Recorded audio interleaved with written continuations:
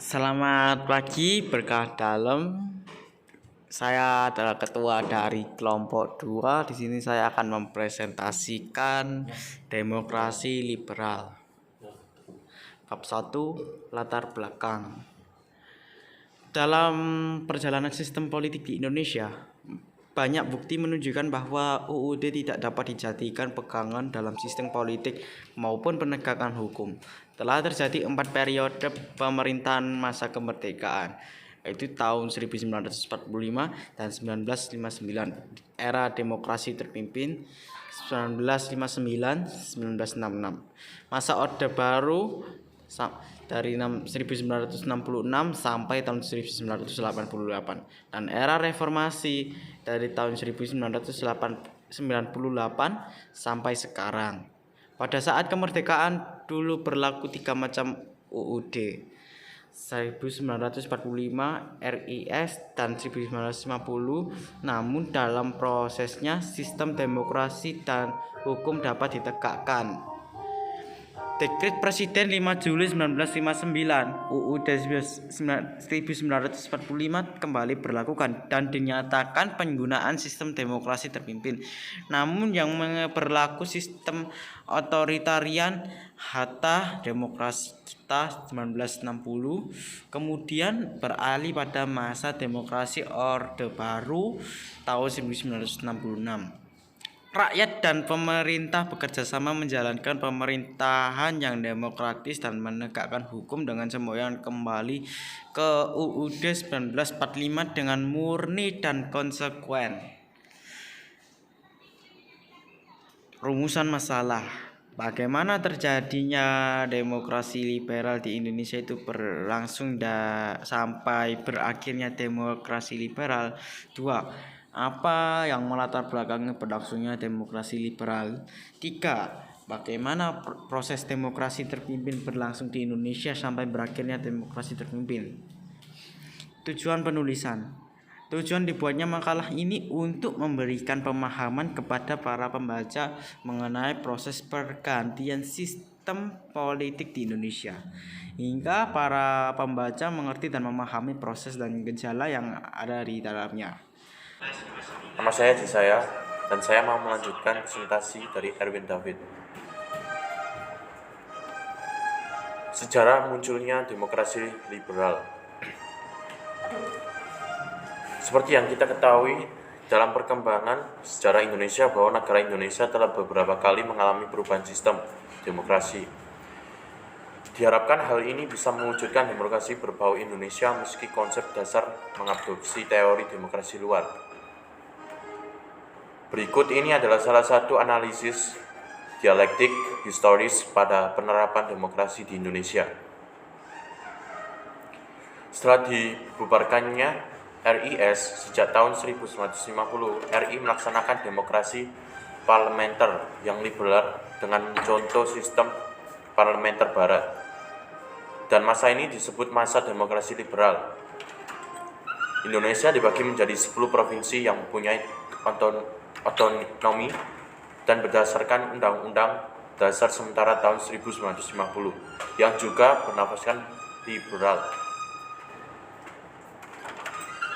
Akibat pelaksanaan konstitusi tersebut, pemerintahan RI dijalankan oleh suatu Dewan Menteri Kabinet yang dipimpin oleh seorang Perdana Menteri dan bertanggung jawab kepada Parlemen, DPR.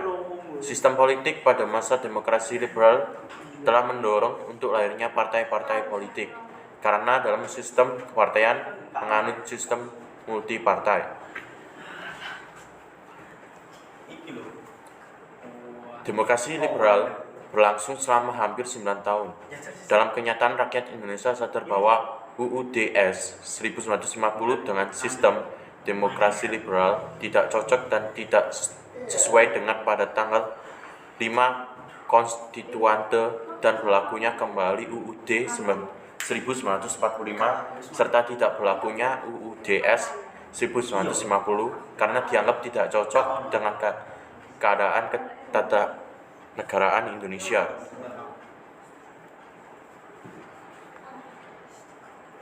Pelaksanaan pemerintahan demokrasi liberal. 1. Bidang politik. Tahun 1950 sampai dengan tahun 1959 merupakan masa berjayanya partai-partai politik pada pemerintahan Indonesia. Pada masa ini terjadi pergantian kabinet, partai-partai politik terkuat mengambil alih kekuasaan. PNI dan Masyumi merupakan partai yang terkuat dalam DPR. Dan dalam waktu 5 tahun, 1950 sampai 1955, PNI dan Masyumi silih berganti memegang kekuasaan dalam 4 kabinet. Adapun susunan kabinet sebagai berikut. September 1950, 21 Maret 1951. Kabinet ini dilantik pada tanggal 7 September 1950 dengan Muhammad Natsir atau Masyumi sebagai Perdana Menteri. Merupakan kabinet koalisi yang dipimpin oleh Partai Masyumi. Kabinet ini merupakan kabinet koalisi di mana PNI sebagai partai kedua terbesar dalam parlemen tidak turut serta karena tidak diberi kedudukan yang sesuai. Kabinet ini kuat formasinya di mana tokoh-tokoh terkenal duduk di dalamnya, seperti Sri Sultan Hamengkubuwono, M.R. Asaad, I.R. Juanda, dan Profesor Dr. Suemitro Jojo Hadjikusumo. Program pokok dari Kabinet Natsir adalah 1. Menggiatkan usaha keamanan dan ketentraman. 2. Mencapai konsolidasi dan menyempurnakan susunan pemerintahan. 3. Menyempurnakan organisasi angkatan perang. 4. Mengembangkan dan memperkuat ekonomi rakyat. Dan 5. Memperjuangkan penyelesaian masalah Irian Barat. B. Kabinet Sukiman 27 April 1951 sampai 3 April 1952. Setelah Kabinet Natsir mengembalikan mandatnya pada Presiden menunjuk Sartono, Ketua PNI, menjadi formatur, namun gagal, sehingga ia memberikan mandatnya kepada Presiden setelah bertugas selama 8 hari, 28 Maret sampai 18 April 1951. Presiden Soekarno kemudian menunjukkan Sidik Jojo Soekartro, PNI, dan Sukiman Wijosanjojo Masyumi sebagai formatur dan berhasil membentuk kabinet koalisi dari Masyumi dan PNI. Kabinet ini terkenal dengan nama Kabinet Sukiman atau Masyumi sampai Suwirjo atau PNI yang dipimpin oleh Sukiman. Selamat pagi, berkat dalam. Perkenalkan, nama saya Yoel Lorenzo Pratista. Saya dari kelompok 2 dan saya akan melanjutkan presentasi dari C saya. Program pokok dari Kabinet Sukiman adalah 1. Menjamin keamanan dan ketentraman. 2. Mengusahakan kemakmuran rakyat dan memperbarui hukum agraria agar sesuai dengan kepentingan petani. 3. Mempercepat persiapan pemilihan umum. 4. Menjalankan politik luar negeri secara bebas, aktif, serta memasukkan Irian Barat ke dalam wilayah RI secepatnya. 5. Di bidang hukum, menyiapkan undang-undang tentang pengakuan seluruh buruh, serikat buruh, perjanjian kerjasama, penetapan upah minimum, dan penyelesaian pertikaian buruh. C. Kabinet Wilopo 3 April 1952 sampai 3 Juni 1953. Pada tanggal 1 Maret 1952, Presiden Soekarno menunjukkan Sidik Jojo Soekarto, PNI, dan Prawoto Mangkusasmito M. Masyumi menjadi formatur namun gagal. Kemudian menunjuk Wilopo dari PNI sebagai formatur. Setelah bekerja selama 2 minggu, berhasil dibentuk kabinet baru di bawah pimpinan Perdana Mentari Wilopo, sehingga bernama Kabinet Wilopo. Kabinet ini mendapat dukungan dari PNI, Masyumi, dan PSI. Program pokok dari Kabinet Wilopo adalah 1. Program dalam negeri, menyelenggarakan program pemilihan umum, meningkatkan kemakmuran rakyat, meningkatkan pendidikan rakyat, dan pemulihan keamanan.